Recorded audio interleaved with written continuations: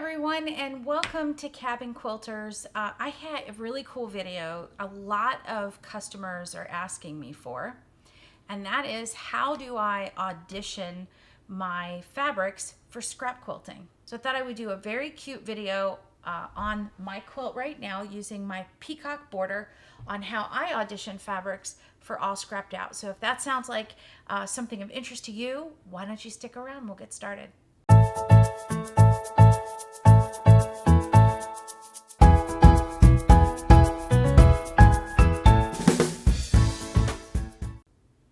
I'm really glad you chose to stick around and see this video on All Scrapped Out.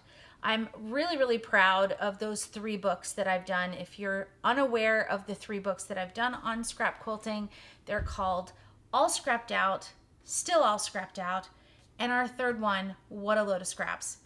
These are really great books if you need ideas on how to put scraps together. This is straight out of your bin, no pre-cutting, no pre-pressing, and it's really just an exercise in learning how to blend color versus match color. What do I mean by that? Well, I'm going to show you if I'm ever going to make a 2-color quilt. Let's say I'm going to make a red and white quilt. I would never ever buy just 1 yard of white and 1 yard of red and hope or 1 red and 1 white and just hope I have enough fabric afterwards, because I don't know about you, but sometimes I buy fabric for a purpose and then it sits in my studio for maybe, I don't know, 5 years until I pull it out, and the original purpose I intended it for, I no longer need it for. So now I've got to find something else to do with it, and maybe I need a bigger quilt, and I only have enough fabric for that single size. So what am I going to do? Well, if you've watched any of my videos, you know that I like to use lots of fabrics in my quilts. So I would have chosen 10 whites and 10 reds. And that way, if I come back to that fabric 5 years from now and I need to make it bigger, I can just add more whites and more reds. And who needs a reason to go to the quilt store? But when it comes to using up our scraps, that's where people get just a little bit tentative about using color. And I like to try to tell people, what you need to do is eliminate a word completely from your vocabulary, and that is the word match. We absolutely don't want to match fabrics, and you probably have seen this person or maybe even have been this person in the quilt store where you have this piece of fabric and you need to add another piece of fabric, and so you're walking through the quilt store trying to match the color perfectly, whether it be a solid or a blender. Sometimes, you know, you take that little piece of fabric and a bolt or two and you walk outside in the daylight so you can really see. Okay, we don't do that. So what I would like to do is replace that word match with the word blend. And all of the success that I've had with my scrap quilts have been about blending color, and color blends beautifully. So how I want to illustrate that today, that blending and coordinating of fabric, because that's really what we're doing. If you think about coordinating an outfit, when you coordinate an outfit, you use colors that work nicely together. You may even do some pattern mixing, and you can coordinate patterns together. And some designers are so good at blending and coordinating color and pattern that they just make it look super easy, and sometimes that can be very daunting. Our eye tends to play tricks on us. So I want to show you how I will coordinate by using one of the quilts that I'm working on right now. And I'm not going to talk pattern or anything because this is an improvisational project, but I will show you exactly what I've done for an upcoming quilt that I'm putting in my new book. So let's take a look at it. The first thing I want to show you is this border print here. This isn't a new border print. It's one that I've had in my stash for quite a number of years. It has peacocks on it. And you may look at this and you may think it's basically cream and green. And you know, you might be right. Let's take a little bit of a closer look up at it. Okay, here is my close-up view of this particular fabric, and what I see in this fabric is a lot more color than maybe what you saw from afar. What I see is gold, and gold is a true green right here in there, that goldish green. I see brown, beige, khaki. I see navy. Here's the navy up here. I see deep teal and grass green.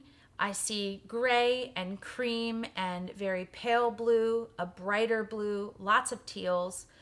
So there's, to me, a lot more color available in this particular project than I think might have originally seen to the naked eye. And that's really the key, is being able to see what's in that fabric, especially if you're using any kind of a print like this where you have blended color. So this print has lots of color in it. If you're using a floral, maybe you would have lots of different blends of greens in the leaf and blends of pinks in the flower. And so that's kind of what an artist does for you in the fabric that maybe we don't really think about.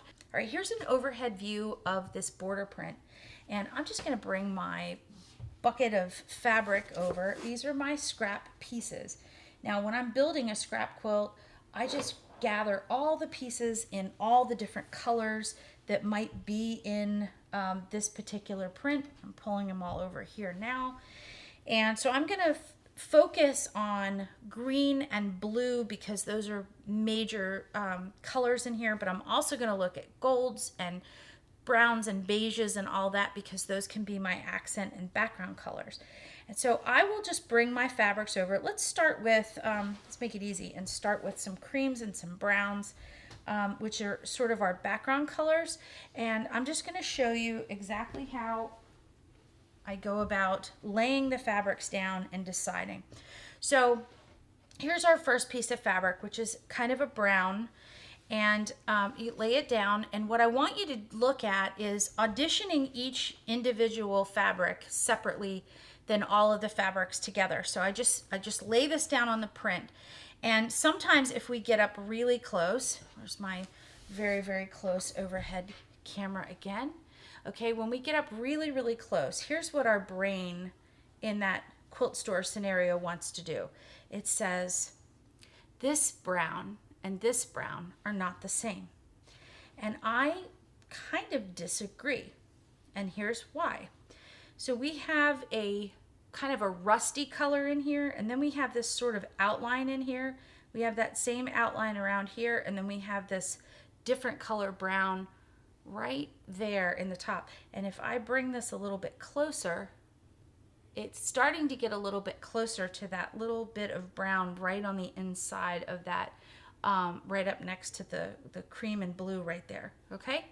So we can kind of get into the weeds when we're looking at this stuff by just, I don't know, making too much, trying to justify it too much and trying to, you know, overthink it. So what I like to do from this angle here, which you're probably about 3 feet away from this view, I want you to see what this color does to this border.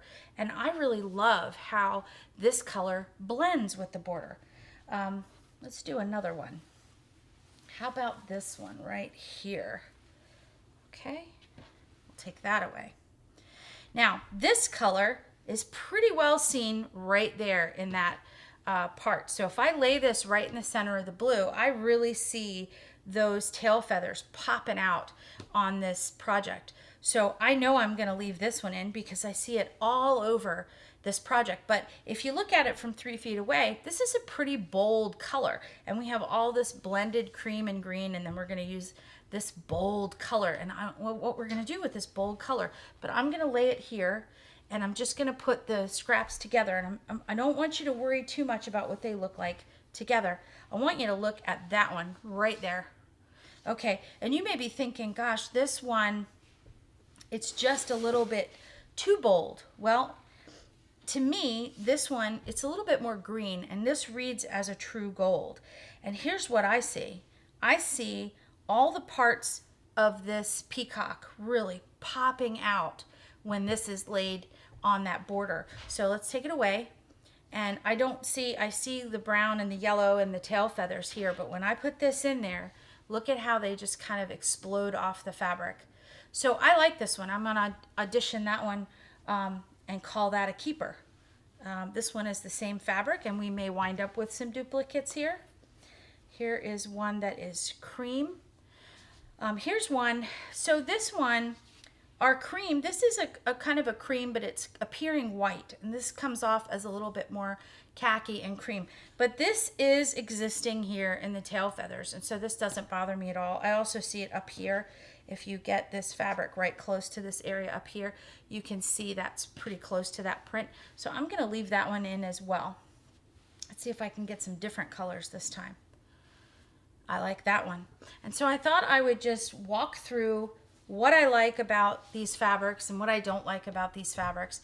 Here's another one that's super bright yellow. I see it pulling out the tail feather colors again. And so this one doesn't bother me at all. There's yellow up here in the border. And so I'm just going to put that one with its pieces, and this one here. I like that one. We'll kind of speed it along, and then we'll get into our blues. Okay, this one's really yellow, but I actually really like it. Now, why do I do this as a border separately? So let's look at what we've laid out, or what I've laid out, because I kind of did this work for you. I've laid out these beiges and these colors, okay? So if I were going to pick up fabrics for a quilt, I might not necessarily grab these 4 prints right here to go together, but I love how they audition on this fabric separately by themselves. So I'm actually going to keep those in my bin of color that I'm going to use on this quilt. And then I'll kind of show you how I go about making that work. So now I'm going to do the same thing. Bring my piece here, and we're going to go a little bit faster this time. So what I'm going to do is speed up the camera a little bit, and I'm just going to lay pieces down and tell you what I like and what I don't like. I'll put the good ones over here in this pile, and I'll put the questionable ones in another pile for you. So let's just get going.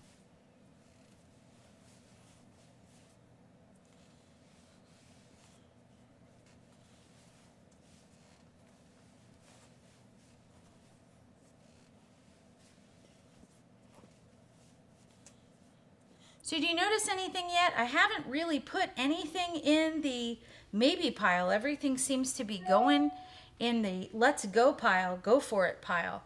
And that's because I've sort of prearranged these fabrics a little bit. And it's also because I haven't found anything yet that is just really not blending well. So I'm curious to hear what you think in the comments about how many of these fabrics you would have left in and how many you would have taken out.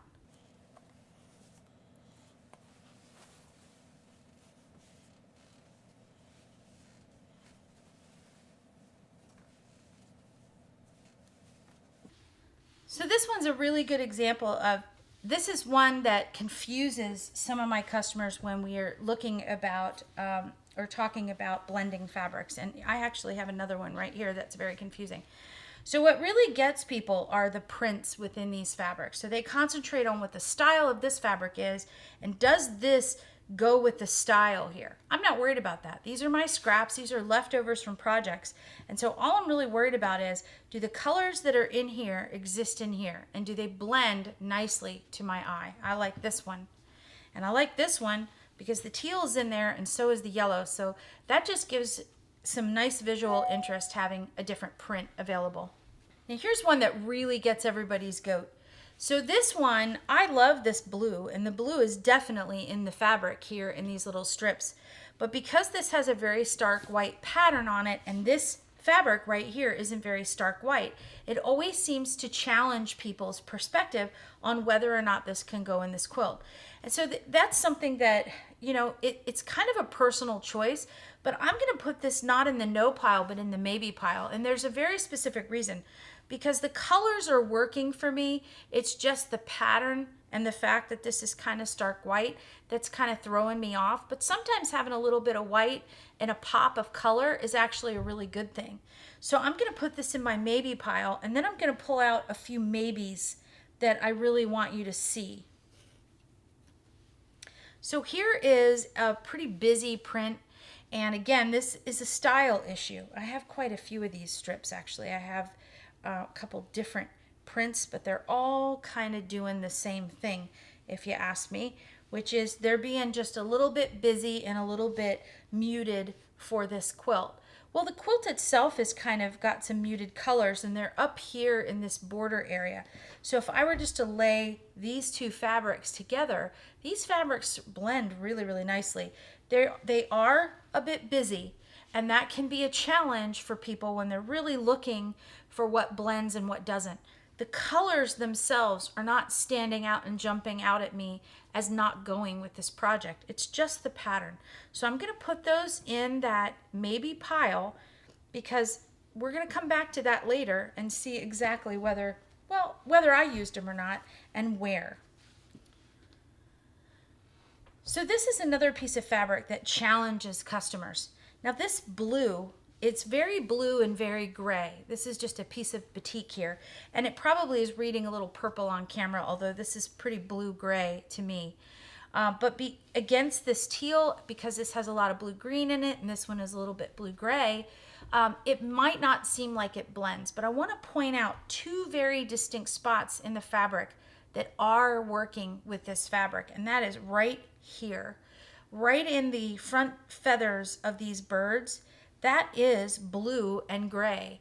And you see what it looks like when I put this fabric next to those pieces right there. It really pops the quilt. Now, am I going to use these right up against the peacock for something? Probably not. But I just want to show you, when I take it away, those feathers right there sort of almost look black and white on camera, but when I bring it back, you can totally see how the blue and the gray is working in there. So I'm actually going to leave this in my good pile because it's more blendable and it doesn't have any kind of pattern. I really like it and I want to stick with it.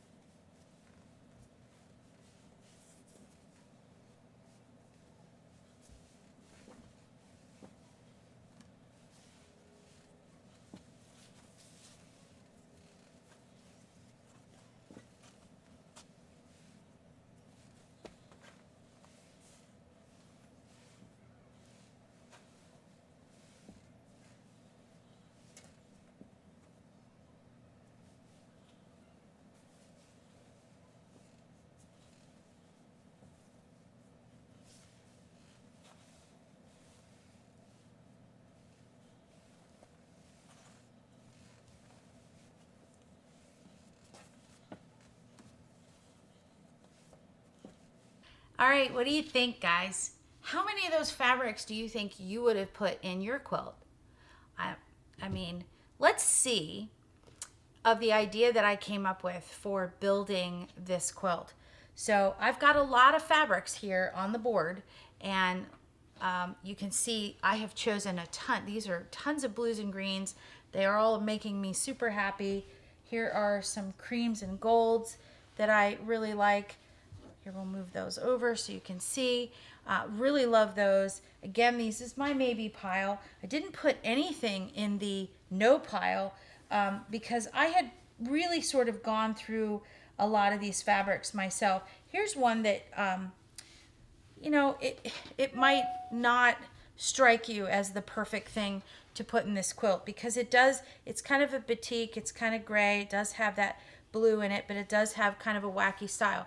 Now, color-wise, it doesn't bother me at all, but it does have kind of a bold print, so I am going to put it in the maybe pile because, again, I don't really have any no's.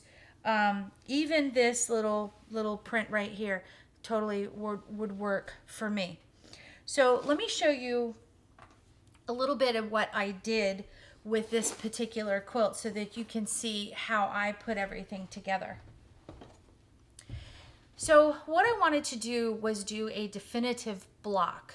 So that block is going to go right up against these two border prints. And just to give you an idea of what I'm dealing with fabric-wise, when I took my border and cut it, or what I did with my yardage, was make a yardage, I think about 1.5 yards, which made a nice long drape for a lap-size quilt or a comfy couch quilt or something like that I wanted to make. So I have about 1.5 yards, and those border prints sat right on top of one another, and I got 4 strips out of that border print. So I have two here, I have two in front of me. So I'm gonna use those and kind of make some units, I guess, in the quilts to balance things out. So what I wanted was, in between these border prints, I wanted a very distinct block. Now you notice I have a lot of prints that are different tones of teals and greens, and I also have some different rusts, but there's a lot of variation in those colors. And so I really wanted to divide everything by a background fabric and then a block fabric, if that makes sense.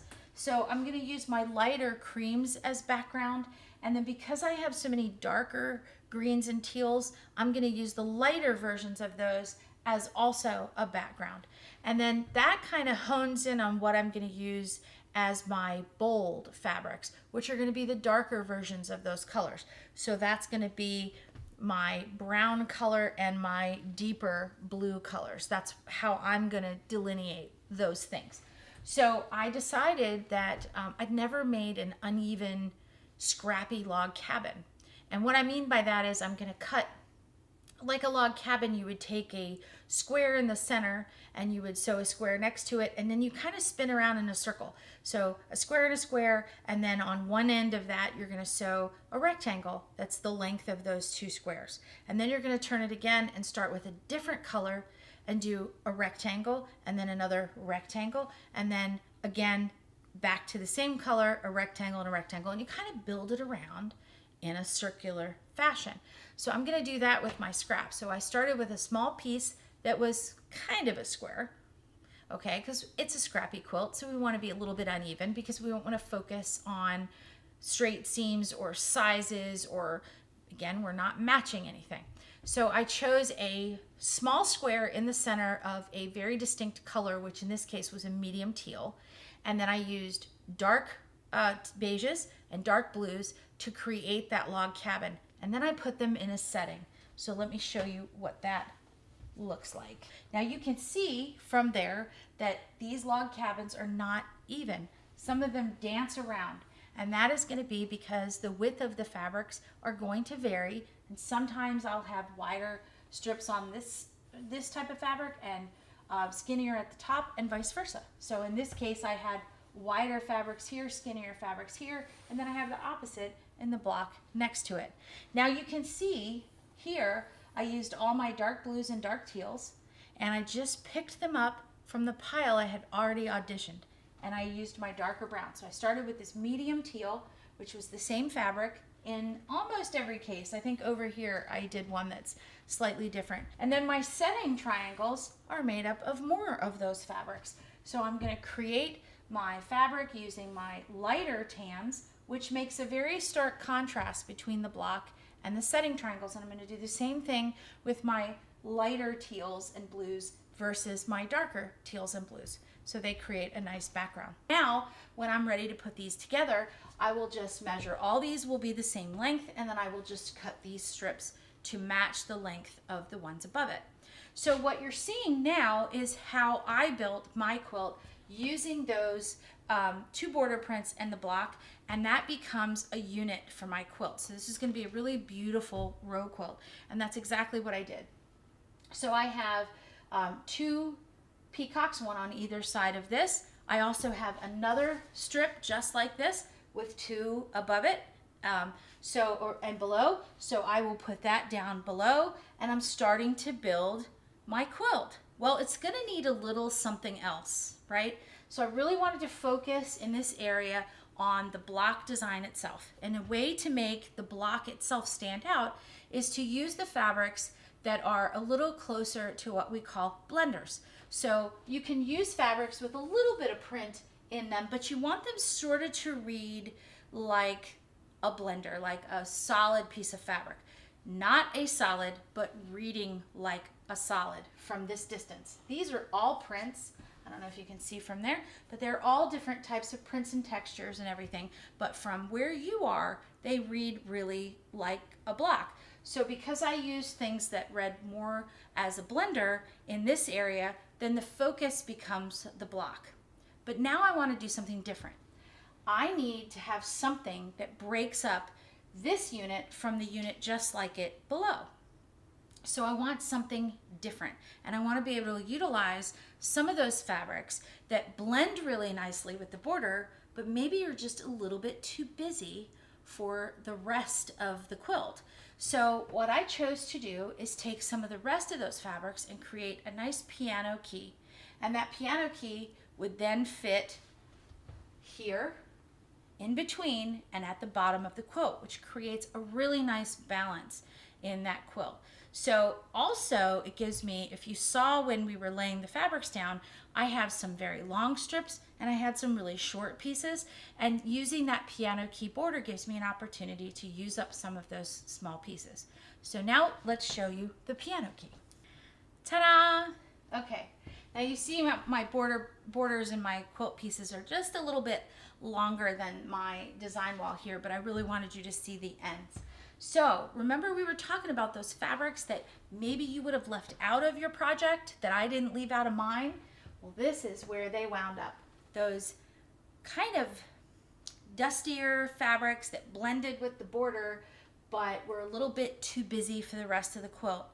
Well, I think they make a nice addition to this piano key border. It gives me a lot of opportunity to put in little strippy pops of color. And also I have all this vertical line going on with this quilt, and I now have it broken up in the top, middle, and bottom of the quilt with some vertical lines. So I have horizontals and verticals in the quilt, and I think it adds real texture and interest, visual interest to this quilt that might not have come about otherwise. So this is how I'm able to blend all of my fabrics to go together. And I have to say, I'm super proud of this one. It turned out rather stunning. So this is what fabric auditioning can do for you when you're working with your scraps. It can open your mind to what fabrics go together, and I mean go together being blend together or coordinate together, not necessarily matching. So what I've managed to accomplish is not only using my scraps, but I've managed to build a quilt that just has all this lovely visual interest, and I would not have been able to accomplish this by going out and buying yardage or buying fat quarters. So I want you to really think about auditioning your scraps whenever you can, so that you can blend something that looks so beautiful.